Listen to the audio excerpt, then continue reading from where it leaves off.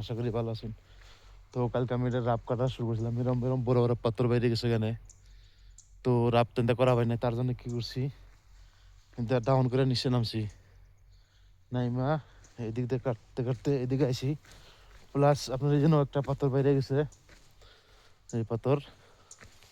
তো এই পাথরটা ছিল উপরে, ওই দিকে উপরে আসছিল, আপনার আয় পড়ছে গিরা। এটা সাইড করা আমরা পারম না নাই। এই পাথরটা দেখুন কত বড় পাথর। এই পাথরটা যদি মিশনের উপর আইতো কি অবস্থা হইতো, ওন থেকে আসে নিজে নিজে এক লাগলাই। তো আরেকটা দেখাই আপনাকে, এর নিচে জায়গাটা দেখেন কিরম খাই জায়গা। এই জায়গাটা কি কোনো মেশিন পার করার উপায় আসলে না, তারপর কি করছি আমি একটা গাছ দিছি এনে। গাছ আমি এদিকে এরম করে দিয়া তার মধ্যে মেশিন কিন্তু পার করছি। অনলি খালি পাথর পাথর। তা আমি নতুন যারা অপারেটর রয়েছেন তাকে একটা মেসেজ দিবার চাই, আমার মতো রিস্ক নিয়ে কেউ কাম করেন না।